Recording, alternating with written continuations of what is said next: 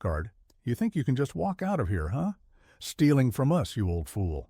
You're not getting away with this. Joe, I didn't steal anything. I'm just trying to buy some food. Why are you doing this? Guard, don't play innocent with me. I saw you, and you're not going to talk your way out of this. Beldworth, Colorado, 2024. In this quiet town nestled at the edge of the state, life moved at a steady pace, nearly unchanged by time. The streets were lined with old, modest houses, their lawns unkempt, and the occasional car passed through the sleepy streets.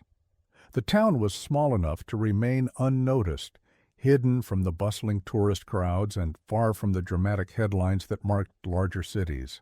It was a place where the slow rhythm of life could easily be overlooked, a place where time seemed to stretch endlessly into the horizon. But on this particular day, in one of the town's oldest stores, an event was about to unfold that would alter the life of one man forever. Joe, an 81-year-old veteran of the Afghanistan War, had lived in Beldworth for more years than he could remember. His small, weathered house sat on the edge of the town, its foundation cracking in places, the paint peeling from the walls.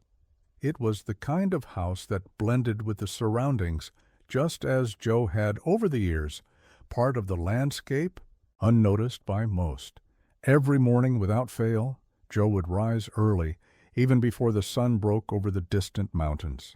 His movements were slow, his body feeling the toll of the years, aching joints, stiff muscles, but his mind remained sharp, a remnant of the soldier he had once been. His mornings were simple: a cup of coffee, a brief scan of the newspaper, and then he would set out for his daily walk. The walk always ended at the same destination, the small corner store at the end of the block. Joe didn't need anything in particular, but the store had become a ritual for him, a way to fill the hours of the day with something, anything. The act of walking, the process of picking up a few groceries, and the brief exchange with the cashier were enough to make him feel connected to the world outside his home. The isolation that had settled over him like a heavy blanket after returning from the war had never quite lifted. It was a life of solitude, one he had accepted as his own. That day, as with every other, Joe pulled on his worn boots, their leather creased and scuffed, and stepped out into the crisp morning air. The wind was light, carrying with it the scent of pine and the faint promise of snow in the coming days. His coat, a thick olive-green jacket that had seen better days, hung loosely on his frame, the fabric worn thin at the elbows and frayed at the cuffs. He tucked his hands into his pockets, the cold not quite bothering him as it once would have. He had grown accustomed to it, just as he had grown accustomed to the quiet that surrounded him. The store was only a short walk away, but for Joe, it was enough to give him a sense of purpose. His steps were measured, deliberate, the rhythm of his feet hitting the pavement, a reminder of the routine that had defined his life for so many years. As he approached the store, the familiar bell above the door jingled when he pushed it open. Inside, the store was warm and smelled of fresh bread mixed with the faint scent of cleaning products. The fluorescent lights buzzed overhead, casting a pale glow over the aisles filled with the basic necessities of life: milk, bread, canned goods, and more. To the casual observer, it was a typical small-town store, but to Joe it was a place of small comfort, a small slice of normality in a world that had long since become unfamiliar. He moved down the aisle slowly, his back hunched slightly, as he picked up the items he needed: milk, bread, canned soup, the usual staples. His hands trembled slightly as he placed them into his basket, but he paid no mind to it. It was just another sign of age creeping up on him. His eyes wandered as he moved, scanning the shelves, but it was a momentary distraction that caused the briefest of hesitations. Joe slowed his pace as he passed a display of watches. They were shiny and new, the glass reflecting the lights above them, and for a brief second he stopped, his gaze lingering on them. He hadn't worn a watch in years, but the gleam of the polished metal brought something to the surface, a memory perhaps, or just a fleeting thought of what it would be like to have something to measure time again. His fingers twitched slightly, as though he might reach out and touch one, but then he pulled his hand back, shaking the thought from his mind. He wasn't here to indulge in luxury. He was here for the basics. But it was enough to catch the eye of Thomas, the young store security guard. Thomas had been working at the store for only a few months, still finding his way in the job, but he had already learned to be vigilant. He was still young enough to be impressionable, to believe that the world was black and white, that right and wrong were easily defined, and in that moment he saw Joe linger at the watches, his gaze fixed on them for just a moment, too long. The hesitation was enough for Thomas to wonder. His instincts, honed through hours of watching surveillance, footage and learning about theft prevention, kicked in. He hadn't seen Joe in the store much before, and something about the old man's presence made him uneasy. Joe continued to move, unaware of the eyes that tracked his every step. He reached for a can of soup, the familiar comfort of its label, bringing him a sense of ease. The weight of the can in his hand felt right, a small piece of stability in his otherwise unsteady life. But just as he placed it in his basket, Thomas began to move, his footsteps echoing slightly in the quiet store. He wasn't sure what made him do it, but the suspicion had already taken root in his mind. Was it the way Joe had lingered too long at the watches? Or was it the way the old man had seemed to shrink into the background, almost invisible, as if blending into the store itself?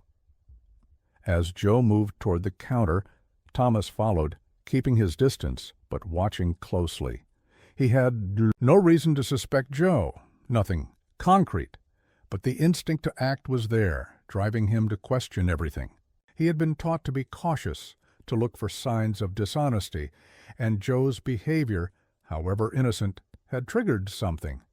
It was only a matter of time before Thomas would approach the man and confront him, unsure of whether or not his suspicions were grounded in reality.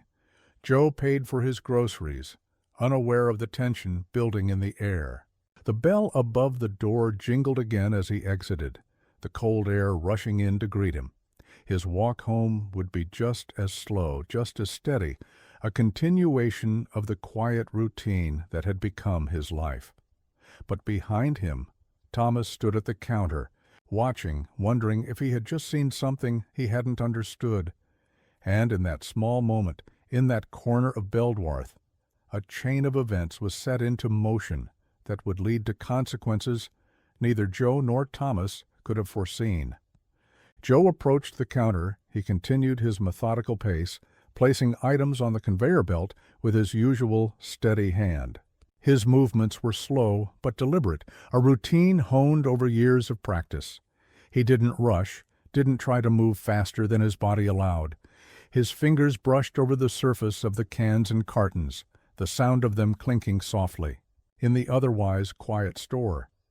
His attention was focused on the simplicity of the task, just another ordinary trip to the store to buy food. He barely glanced up at the cashier as he continued unloading his basket, his mind lost in the rhythm of the moment. What Joe didn't notice was that Thomas, the young security guard, had moved closer, his eyes fixed on the elderly man. At first, Thomas had stood at the far end of the store, watching from a distance. But as Joe continued his slow task, something about the old man's behavior caught his attention. It wasn't just the way Joe lingered over the cans, or the long pause in his movements when he briefly glanced at the display of watches. It wasn't the way his eyes flickered around the store, almost as though he was looking for something, or maybe just lost in thought. No, it was something subtler, something that made Thomas uncomfortable, even though he couldn't quite place it. He watched Joe for a few moments longer, keeping a safe distance but still unable to shake the feeling that something wasn't right.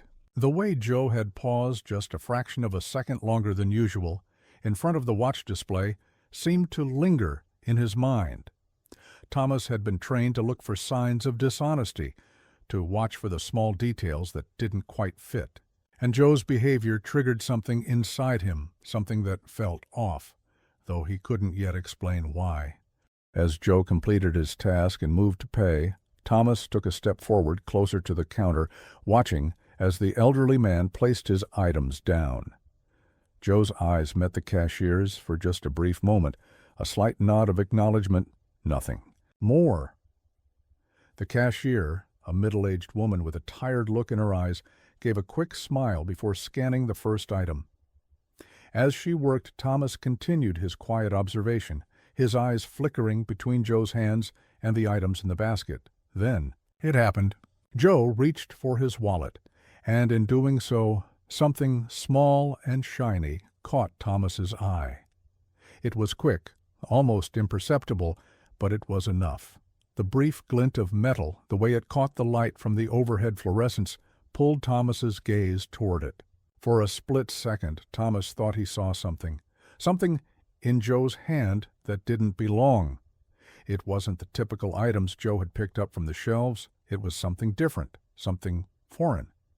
It was almost too small to be identified, but the motion of Joe's hand as he adjusted his wallet seemed to conceal something that didn't match the rest of the goods in his basket. Thomas felt a knot tighten in his stomach. His heart rate quickened slightly and his pulse surged as he instinctively stepped closer. The feeling of suspicion, of unease, had settled in his chest. The small glint of metal in Joe's hand had ignited an instinct in him, one he couldn't shake. Even though there was no clear evidence of wrongdoing, the thought began to fester. He began to picture scenarios in his mind. Perhaps Joe had palmed something from the display. Perhaps he had slipped an item into his jacket when he wasn't looking. But Thomas was unsure. He had no proof, only a hunch. And yet, it was a hunch that grew stronger by the second.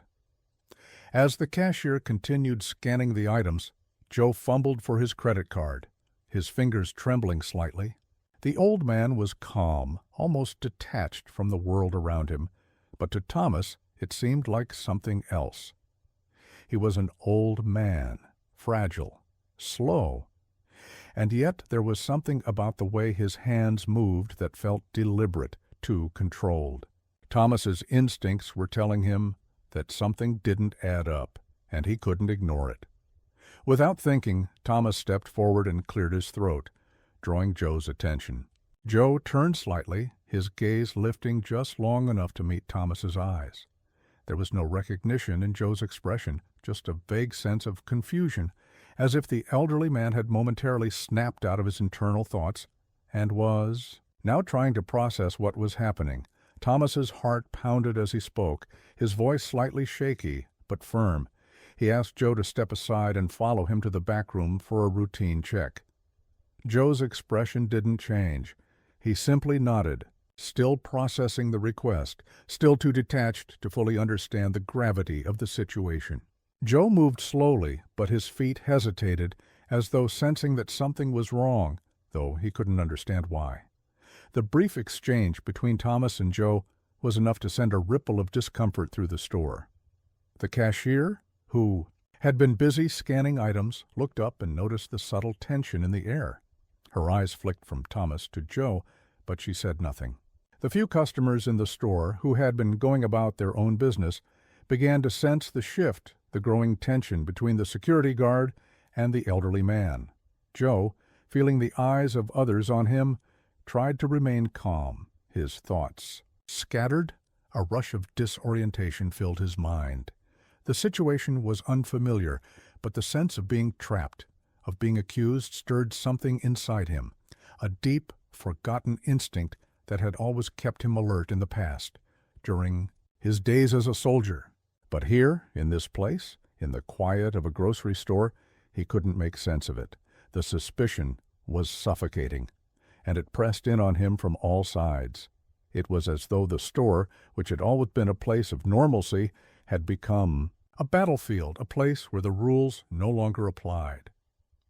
As Joe hesitated by the service counter, his gaze flickered toward the exit. He thought for a moment that perhaps he could simply leave, step out into the fresh air, and walk back home. But something about the way Thomas stood, blocking the doorway, made him feel trapped. It wasn't just the young man's physical presence. It was the way Thomas's eyes fixed on him, the way the suspicion radiated from his posture. Thomas, feeling the weight of the moment, stood tall, trying to maintain control of the situation. He wasn't sure if Joe had stolen anything, but the small nagging suspicion gnawed at him, refusing to be silenced. He motioned for Joe to follow him, guiding him toward the back room. Joe, still uncertain of what was happening, followed without protest. He moved slowly, his body protesting every step, his mind a haze of confusion. The thought of what might happen next, the thought of being accused of something he hadn't done, made his heart beat faster. The air in the store seemed to thicken as the two men moved deeper into the back. The fluorescent lights above buzzed softly, casting a sterile light over the space. There was a slight echo as their footsteps bounced off the linoleum floors, adding to the growing sense of tension. Joe couldn't shake the feeling that he was being led into a trap, though he couldn't understand why. He had been nothing but a quiet, simple man his entire life. But in this moment, all the horrors of war, all the battles he had fought in faraway lands, seemed distant, irrelevant. This was a different kind of fight, a battle he hadn't prepared for. As they reached the back room, the door clicked shut behind them. Thomas stood in the doorway for a moment, watching Joe carefully, still unsure of what had just happened, but certain of one thing: he couldn't let this go. The suspicion had taken root, and now it was up to him to uncover the truth, whatever that truth might be. The moment the security guard began raising his voice, Joe felt the air around him shift, thickening with tension. His senses, still sharp despite his age, prickled with unease as he realized that the situation was escalating. The unsettling feeling of being trapped, of being accused unjustly, was beginning to seep into his bones. He knew that things were spiraling out of control, and his heart quickened as he wondered what would happen next. There had been too many times in his life when he had found himself in tight spots, but never before had he felt so helpless in a situation that should have been so simple. As Joe stood there trying to make sense of what was unfolding, the door to the store swung open with a soft jingle. 5 figures entered the store, and immediately the atmosphere seemed to change. The bell rang again as the door closed behind them, the sound abruptly cutting through the growing tension. The men moved with quiet confidence, each of them walking with a purpose, as though they belonged in the space. They were not like ordinary customers. They weren't here to shop or browse. Their eyes scanned the room, their presence shifting the dynamics of the store in an instant. The first to enter was Captain Johnson, tall and broad-shouldered, a man whose very posture exuded authority. His eyes immediately found Joe, standing near the back room, still in the grasp of the security guard's suspicion. Johnson's gaze softened for just a fraction of a second when he recognized his former commander. The connection was instant, even after all the years that had passed. He knew Joe. They had fought side by side in the harshest corners of Afghanistan. They had shared experiences that no one else would ever truly understand. And now, standing in a grocery store in a quiet Colorado town, Johnson could see the weariness and confusion in Joe's face. It didn't take long for him to realize what was happening. Behind Johnson, his former team, 5 men in total, spread out, taking in their surroundings. Major Taylor, always the most decisive among them, scanned the store quickly, his eyes narrowing as he assessed the situation. His steps were purposeful, his demeanor calm, but there was an underlying tension that rippled through him. Taylor had been under Johnson's command for years, and he trusted his instincts implicitly. As his eyes flicked from the security guard to Joe, something inside him clicked. He didn't need to know the full details of what had transpired.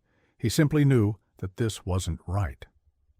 The group moved together, a silent unit, each man knowing His role, without needing words, they didn't need to speak to coordinate.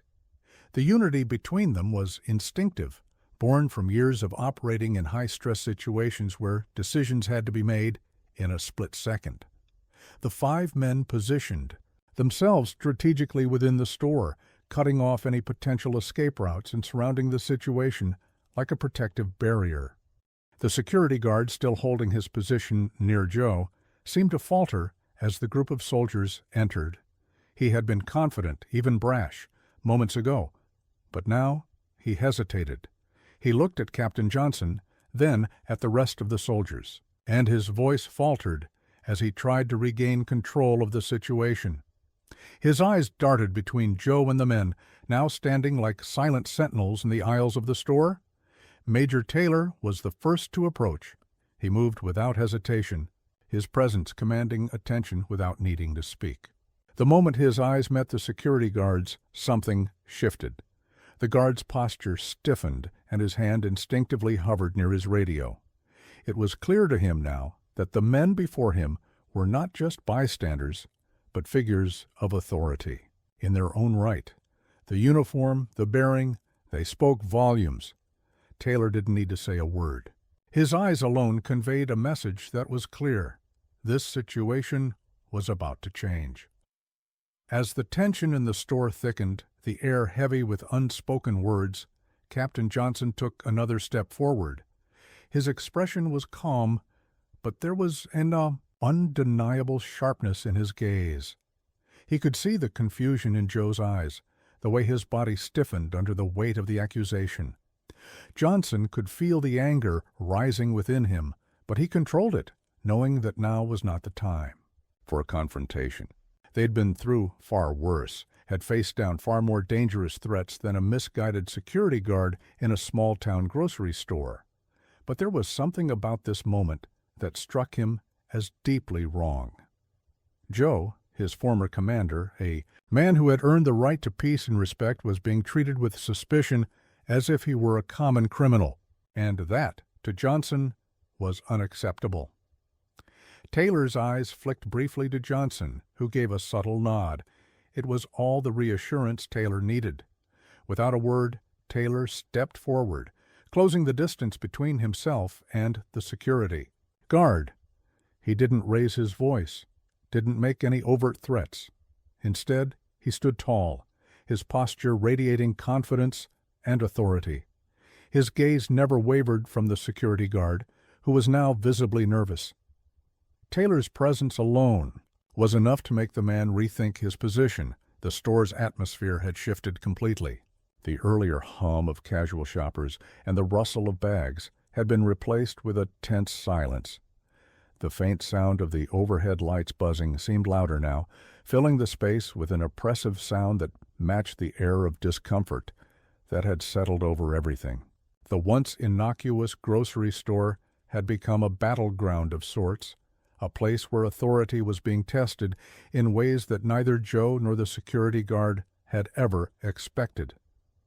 As the tension reached its peak, Captain Johnson finally spoke, his voice calm but firm. He addressed the security guard without raising his tone, his words cutting through the thick silence in the store. He didn't need to explain who they were. His presence, his reputation, and the solidarity of his team were enough. The guard, now visibly shaken, seemed to deflate slightly, his previous confidence fading, as he realized that the men before him were not easily intimidated. He had underestimated the gravity of the situation, and now he was facing a group of highly trained soldiers, men who had seen things far darker than any confrontation in a small-town store. Behind Johnson, his team continued to stand at the ready, their eyes scanning the room, ensuring that nothing went wrong. They had been through too much together to allow something as trivial as a misunderstanding to escalate. They were there for Joe, there, to make sure that he wasn't dragged into a situation that wasn't his fault. And as the moments passed, the store, once filled with tension, began to exhale, as if the weight of the situation was being lifted, for Joe, standing at the center of it all, the realization was slow to dawn. He had been confused, unsure of what was happening, but seeing the familiar faces of his former comrades, seeing the way they moved with ease and confidence, brought him a sense of relief. In their presence, he no longer felt like a cornered animal fighting for survival. He felt seen, respected, as though the long years of quiet struggle had not erased his worth. The men who had fought by his side, who had bled with him, had now come to his aid in this small, seemingly insignificant moment. And that, in itself, was something that gave Joe a glimpse of peace he hadn't known in years. The security guard, now realizing his error, stepped back. His hands, once clenched in nervous tension, relaxed at his sides. The store was still, the silence settling over it like a heavy blanket. The 5 soldiers, without further words, made their way to the door, their presence still strong, but no longer threatening. As they exited, the tension in the store seemed to dissipate, leaving only the echo of their footsteps behind. Joe stood there for a moment longer, absorbing the quiet after the storm, feeling the weight of the moment settle in his chest. For the first time in what felt like an eternity, Joe allowed himself a breath, a simple act of relief that he hadn't allowed himself to feel in years. His former comrades had come, as they always had, to fight beside him. But this time, it wasn't on a battlefield. It was here, in a small town store, where the true battle, one of respect, dignity, and the bonds of brotherhood, had been won. In an instant, the store transformed into a battleground. What had begun as a mundane trip for groceries had become a flashpoint of conflict. The bright fluorescent lights overhead seemed to grow even harsher, casting stark shadows on the shelves, and aisles turning the once warm and welcoming store into a cold, impersonal space. Joe, standing in the midst of it all, felt the weight of the situation pressing on him. His mind raced, unable to fully grasp how something so simple had become so complicated. All he had wanted was to buy some food, but now he found himself caught in a spiraling tension that he couldn't escape. Thomas, the young security guard, still held firm in his belief that Joe had stolen something. His voice had become more desperate, rising slightly in pitch as his earlier doubt transformed into certainty. He couldn't fully explain it, but he felt that Joe had to have taken something.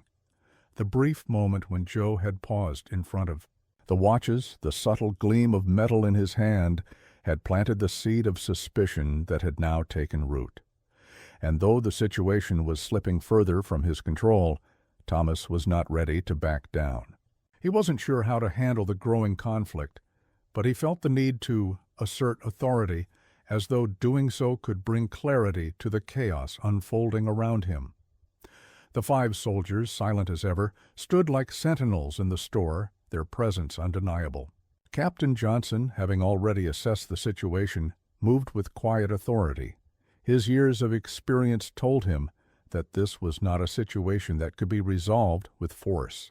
Instead, it needed a gentle but firm hand, the kind of leadership that had kept him and his men alive in far worse conditions.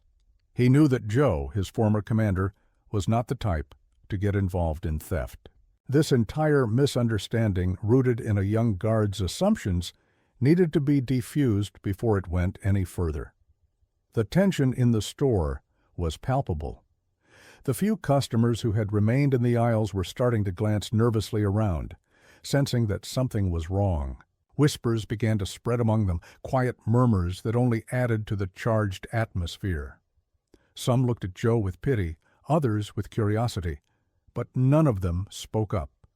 It was as if the entire store had become a silent witness to an injustice unfolding before their eyes, yet none of them seemed willing to take action. Johnson's voice was calm as he stepped forward, his presence commanding the room without any need for raised tones. He addressed the security guard, his words deliberate, as he explained that Joe was his former commander and that the situation had been blown out of proportion.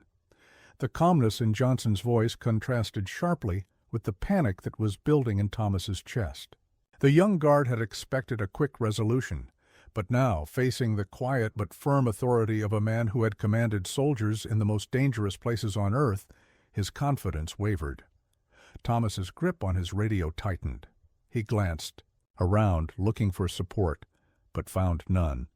His training had taught him to act decisively, to be vigilant, but nothing in his experience had prepared him for this. His doubt was growing, but so was his need to assert control. He could feel the eyes of everyone in the store on him, and the pressure of that gaze made him uneasy. What had begun as a simple accusation was now spiraling into a public spectacle, and Thomas didn't know how to handle it. As Johnson's words sunk in, the air in the store became heavier, more oppressive.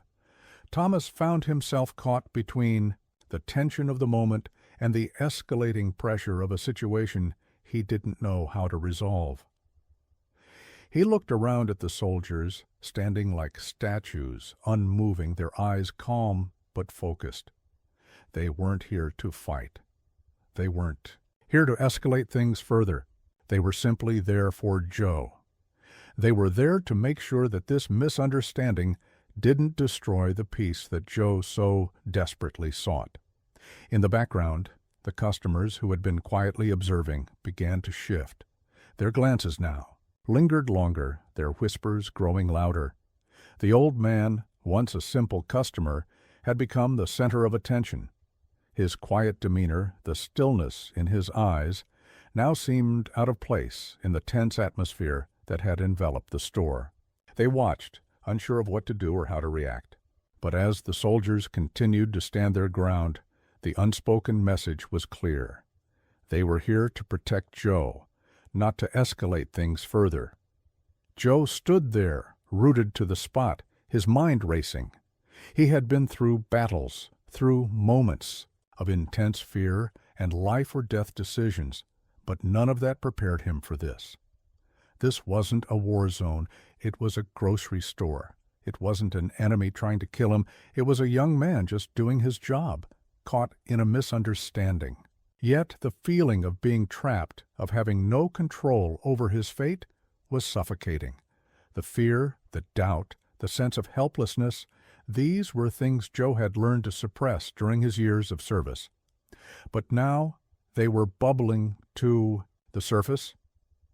The tension in the store continued to escalate, the conflict between the young security guard and the group of former soldiers reaching its peak. The once quiet aisles had become a battleground of sorts, with each person silently assessing the situation, wondering what would happen next. The group of soldiers, though tense, never wavered. They stood as a unit, silent and unwavering, letting their presence speak louder than words ever could. Their calm demeanor, the certainty in their eyes, contrasted sharply with the growing anxiety of the security guard and the onlookers around them. Captain Johnson, his eyes locked onto Thomas's, could see the young man's uncertainty, the power. Dynamics had shifted. What had once been a simple misunderstanding had now become a test of character. Thomas, unsure of how to handle the situation, was beginning to falter. His stance had softened, his movements slower, less sure. The confidence that had marked his earlier actions had evaporated, replaced by doubt and hesitation. Johnson, sensing the moment, took another step forward, positioning himself between Thomas and Joe. He wasn't looking for a confrontation. He wasn't here to fight. He was here to protect Joe, to ensure that things didn't spiral further out of control. The room seemed to hold its breath as the seconds dragged on, the weight of the moment hanging in the air like a storm ready to break. The tension between the two sides was thick, yet there was still a chance for a peaceful resolution. The soldiers were resolute in their purpose, their silence more powerful than any words could be. And slowly, like the calm before the storm, the atmosphere began to shift once more. Joe, still feeling the weight of the situation, glanced at his comrades. They were standing by, but he knew they would not allow him to be humiliated further. He had been through too much in his life to let something like this take away his dignity. And yet, as he stood there, surrounded by the soldiers who had once fought beside him, he knew that this moment would be pivotal, not just for him, but for everyone who had watched it unfold. The store, now filled with an almost unbearable tension, seemed to hold its breath. The situation had reached its boiling point, and it was only a matter of time before the pressure either released or exploded. The tension in the store reached its apex, and the air was thick with uncertainty. The earlier confusion had now evolved into a full-blown conflict. The security guard, once so confident in his actions, was beginning to falter. His rigid stance had softened, and his eyes, which had once been filled with suspicion, were now clouded with doubt. He stood there, hands nervously clenching and unclenching at his sides, as though searching for a way out of the mess he had created. The situation had escalated beyond his control, and he knew it. His mind raced with questions. Had he made a mistake? Was Joe really guilty of anything? The realization that he had just accused a decorated veteran, someone who had served his country honorably, of theft, weighed heavily on him. Joe, standing at the center of the storm, could feel the shift in the atmosphere. The suffocating tension was still there, but something had changed. He could see it in the way the guard's posture had slackened, in the way the whispers among the other customers had quieted. He had not expected to be put in this position, to be accused, judged, and interrogated as if his life had meant nothing. But, standing there, he realized that this was a moment he had to navigate with dignity. He wasn't just a man in his late years. He was a veteran, a man who had fought for something greater than himself. His worth didn't lie in the opinions of others, nor in a small town's misunderstanding. His worth had been earned over and over on foreign soil, in moments of unimaginable pressure, and through the sacrifice of the men he had lost along the way. Captain Johnson, having carefully observed the shift in the store, approached the security guard. His footsteps were measured, his presence a calm contrast to the rising tension. The soldiers, still standing in place, maintained their quiet, composed demeanor, aware that their role now was not to escalate the situation further, but to guide it toward resolution. Johnson's approach was not confrontational. He did not raise his voice or make demands. Instead, he moved with the kind of assuredness that only someone with years of leadership could possess. As he stepped closer to the security guard, the younger man's eyes flickered with a mixture of uncertainty and unease. "Take a moment," Johnson said, his voice firm but not aggressive. "This isn't the time for rash decisions. Joe has served this country. He's earned respect. You don't want to make this mistake." The words were simple, but they carried weight. The younger guard, still processing the gravity of the situation, stood frozen for a moment. His eyes flickered between Johnson and Joe, his chest tightening as the implications of his earlier actions became clear. For a brief moment, his mind reeled, torn between the training he had received and the undeniable truth that was now unfolding before him. The realization came slowly, like a fog lifting. The guard's posture slackened, his shoulders drooping as he turned to the side, retreating from the center of the confrontation. He didn't say anything, nor did he need to. His silence spoke volumes. The truth, though unspoken, had settled over him like a heavy blanket. His earlier suspicion had been misplaced, and now, standing in the shadow of the soldiers who had served under Johnson's command, he could see the error in his judgment. For Joe, the shift in the atmosphere was palpable. The suffocating weight of the suspicion had lifted. He could feel the eyes of the other customers who had been watching in silence shift from wariness to something closer to understanding. Their gazes no longer held the same judgment. Instead, there was a sense of recognition. Joe, despite his age and the frailty that had come with it, had not been broken by this ordeal. He stood tall as he could, and in that moment he didn't feel like a man who had been accused of theft. He felt like the man he once was, the leader, the soldier who had faced down insurmountable odds, the man whose life had been built on something far more significant than the judgments of others. As the guard stepped aside, Joe's heart slowed. The sense of isolation that had crept into his chest that had weighed so heavily on him during the confrontation began to fade. He didn't need to explain himself. The truth had been laid bare in front of him. His former comrades, the men who had once followed him into battle, had come to his aid, not with words, but with their presence. They had stood by him just as they had in countless dangerous situations before. And that in itself was enough. The security guard, now fully aware of the weight of his mistake, stood quietly by the counter. His eyes remained averted from Joe, as though he couldn't bear to meet his gaze. The customers, who had been whispering and watching, now seemed to breathe more easily.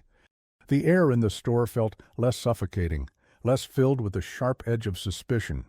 And, in that moment, the tension that had hung over the store like a storm cloud seemed to dissipate. Joe felt a sense of quiet relief wash over him. Though moment had passed, and though it had been uncomfortable, even humiliating, it had been resolved without further conflict. He knew that this wasn't the end of the story. He knew that the world didn't always operate on fairness, that sometimes, even when you were right, the system didn't care. But in that moment, in the sterile glow of the store's fluorescent lights, justice had been served. It wasn't grand or dramatic, but it was enough. The misunderstanding had been cleared up, and Joe had been allowed to walk away with his dignity intact. Captain Johnson, his eyes still focused on the security guard, gave a final quiet nod of approval. The tension had lifted, but the lesson had been learned. Justice had been served, not through a loud confrontation, but through quiet, unwavering presence. The soldiers, their task completed, began to move toward the door, their footsteps steady and deliberate. They weren't leaving in defeat or shame. They were leaving because their job had been done. They had protected Joe, ensured that the right thing had been done, and now it was time for them to return to the quiet lives they had built after the war. For Joe, the feeling of having his honor restored, of having his truth recognized, was like a balm on an old wound. The scars of war had never truly healed, but in this small moment, in this small victory, he found a sense of peace that had eluded him for years. The customers, the onlookers who had watched the entire ordeal, began to disperse, but there was a sense that something had shifted. In a world that often overlooked the quiet dignity of its veterans, this small town store had been a place where respect had been earned once more. Even though Joe and his team had achieved justice in the store, the battle was far from over. The Ihi incident, while resolved peacefully, had only been a small skirmish in a much larger, ongoing war, a war that Joe had fought long before his days as a soldier, and one that continued to rage within him, invisible yet deeply ingrained. The invisible scars of his past, the ones that could never be healed by medals or public accolades, had become a part of his life, silently shaping every interaction, every decision. For years, he had tried to ignore the echoes of war that reverberated through his life. But they were always there, in the quiet moments of solitude, in the sleepless nights when his mind refused to rest. The war he fought on foreign soil had ended long ago, but the war within him, the one with memories and demons he could never truly escape, was ongoing. He had learned to live with it, to push it aside, but it was never gone. But today, something had shifted. The conflict in the store, the confrontation with the young security guard, had stirred something in Joe. It wasn't the loud confrontation or the physical struggle that had changed things. It was the realization that, for once, he was not alone. He had always been on his own, carrying the weight of his past in silence, but today his former comrades had stood by him, unwavering and steadfast. They had not come to his aid out of obligation or pity. They had come because they understood. They had been where he had been, and they knew what it was like to be forgotten, to be dismissed, to feel invisible. But in that moment, in that small, seemingly inconsequential store, Joe had felt seen, and for the first time in years, he felt like he mattered, not because of what he had done in the past, but because he was still a part of something. He was still a part of the brotherhood that had bound him to those soldiers years ago. The war might have been over, but the bonds of loyalty, of shared sacrifice, still ran deep. As Joe walked home that afternoon, the weight in his chest, the heaviness that had clung to him for so long, felt a little lighter. His steps were slower now, as if he were savoring the moment of calm that had settled over him. The streets of Belworth, which had seemed so small and confining just days before, now felt different. The rustling of the leaves in the trees, the distant hum of a car passing by, it all seemed more alive, more connected. The world had not changed, but something within him had. He could feel it in the air, in the way the sunlight filtered through the clouds, casting a soft golden glow over everything. It was as if the weight of his past had been acknowledged, and that acknowledgment had given him a sense of peace he had longed for, but never knew how to ask for. He had spent so many years hiding from his own memories, trying to bury the things he had seen and done. But the truth was, those memories would never go away. They were a part of him, etched into his soul like scars that no amount of time could erase. But now, for the first time, he didn't feel like he was fighting them alone. His comrades, the men who had stood by him in the darkest hours of war, had reminded him that he wasn't forgotten. They had reminded him that his life still held meaning, that his sacrifices hadn't gone unnoticed. When Joe reached his house, he paused at the front door, his hand resting on the worn brass doorknob. The house, small and humble, had been his refuge after he returned from the war, the place where he had tried to rebuild a life that made sense. But the peace he had longed for had always been elusive. The silence inside his home had been deafening, and the days had blurred together in a haze of routine. The outside world had forgotten him. The town had forgotten him. But today, something had shifted. For the first time in years, he felt like he had found his place again, not just in his own life, but in the world around him. The soldiers had left the store without fanfare, without the need for recognition. They didn't want thanks or praise. They didn't need to be acknowledged for doing the right thing. They had done it because that was what they had always done. They had fought for those who couldn't fight for themselves. They had protected their own, and they had made sure that Joe, the man who had once led them, wasn't left behind. Their quiet intervention had been a reminder that no matter how much time passed, no matter how much the world changed, the bond between soldiers never truly faded. It was a bond built on respect, loyalty, and the shared understanding of what it meant to give everything for something greater than oneself. As Joe stood at his front door, looking out at the quiet street, he thought about what had just transpired. He thought about the years of struggle, the years of feeling unseen, of being dismissed as just another old man, another forgotten veteran. But today, that had changed. Today he had stood up for himself, not with words or force, but with the strength that came from knowing he wasn't alone. He wasn't invisible. The world might have tried to push him aside, but he had found a way to stand tall, to reclaim his dignity. And in that, there was a victory that no one could take away from him.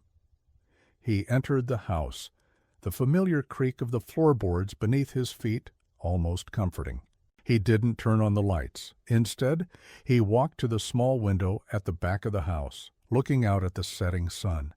The sky was a soft shade of orange, and the shadows stretched long across the yard. For the first time in a long while, Joe allowed himself to simply be present, to appreciate the quiet, the calm. He didn't need to fight anymore. He had already won. The victory wasn't about the small incident in the store, nor was it about proving anyone wrong. It was about reclaiming something far more valuable, his sense of self, his place in the world. And as he stood there looking out at the fading light, he realized that the greatest battle he had ever fought wasn't on a foreign battlefield. It was the battle to live, to find peace, and to remember that no matter how much time passed, he was still worthy of respect, of dignity, and of a place in the world. The battle had not ended with the resolution of the store incident. It had merely shifted. Joe knew that there would always be challenges ahead, always battles to fight. But now, for the first time in years, he felt ready. The invisible war, the one he had fought for so long in his mind and heart, had been won, not by force, but by the simple, undeniable truth that he was not alone.